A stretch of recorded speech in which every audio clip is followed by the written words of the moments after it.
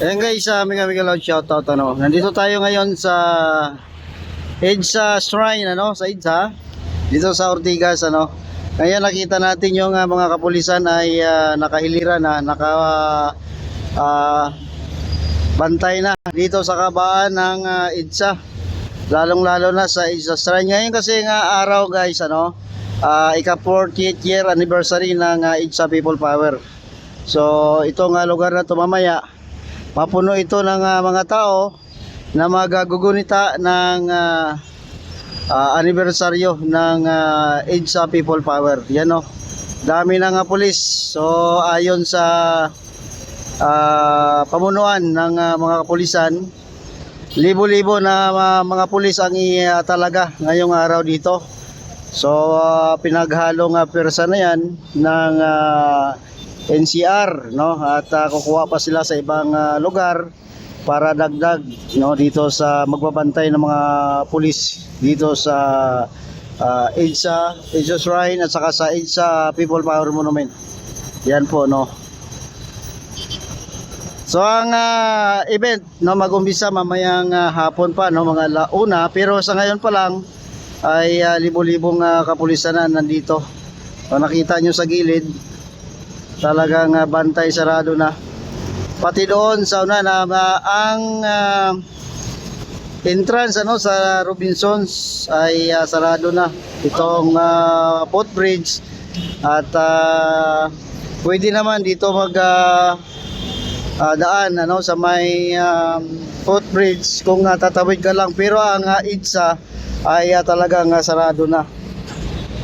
Yan o, ang dami ng kapulisan no, nakahiliran na, nakabantay at saka dala-dala ang kanilang mga kalasag. Pati dito sa ilalim ng LRT, doon sa may harapan ng Robinsons no, mayroon na rin no, ang dami-dami ng kapulisan dito, tambak na.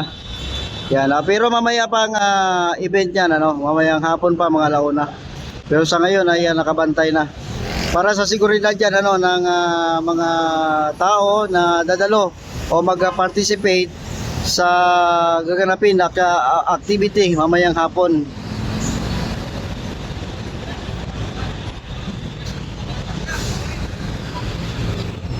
Grabe no, kompleto na, naka full battle gear na yung mga yan. Wala lang armas ano. Ano lang yan, nakalasag lang at saka yung kanilang mga pananggalang no, mga safety gear. No, hindi kasi may iwasan minsan ang mga initan ano sa mga dadalo. Pero ito naman kasi guys ay although no, may dadalo na mga ralyesta, pero ito ay pagunita sa 40th year anniversary. Pero ganun pa man, binabantayan pa rin ang seguridad ano dito. Sa ilalim ng LRT meron na rin oh. Ang dami ng kapulisan dito. Papunta na yan doon sa may EDSA People Power Monument. Grabe na rin at unti-unti na rin nagtipon-tipon ng mga tao dito. Yan o, dami ng papunta at pabalik doon sa may EDSA People Power.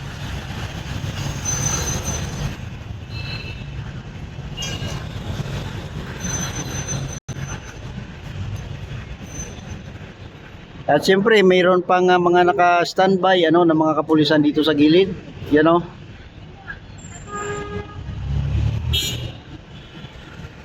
At maya-maya siguro nga hapon guys, itong area na to i-close ito sa mga sasakyan para for safety reason ano sa mga dadalo or sa mga pag-participate sa gaganapin na activity mamayang hapon.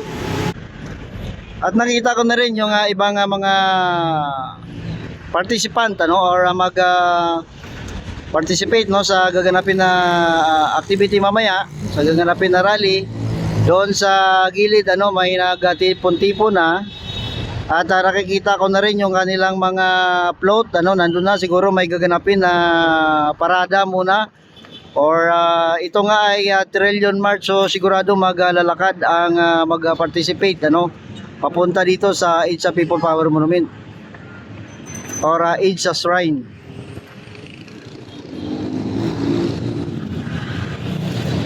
Dami lang kakapulisan dito. Yan o,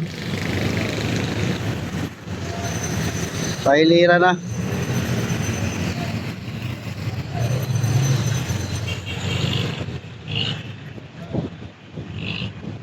So kung ordinary day lang guys ha, itong Asia Shrine ay talagang tahimik. Pero sa ngayon, dahil nga sa anibersaryo, so wag kakaroon ng maraming tao. Hindi lang nga dito, pati yan sa may footbridge, no? Dadaming tao dito mamaya.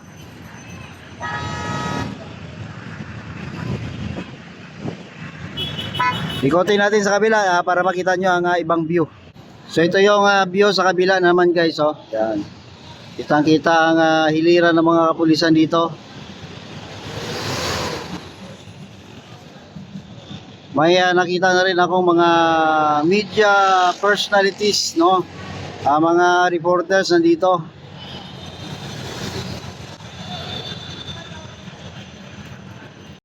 Yan, oh, dito sa gilid marami rin guys, oh. So tambak na ang mga kapulisan dito para sa seguridad ng ating mga rallyesta. Yan ay para sa lahat, no? Seguridad para sa lahat, no? Doon sa kabila mayroon na rin. Doon sa ilalim mayroon rin, no? May mga reporters na rin dito. Yan.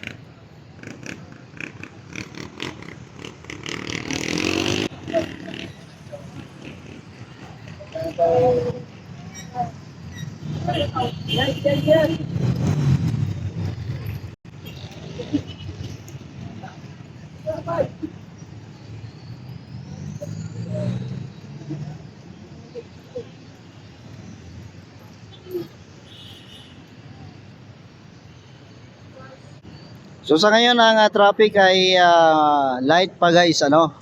Hindi pa masyadong matraffic pero maya-maya, no, medyo sisikip na ang traffic dito sa EDSA.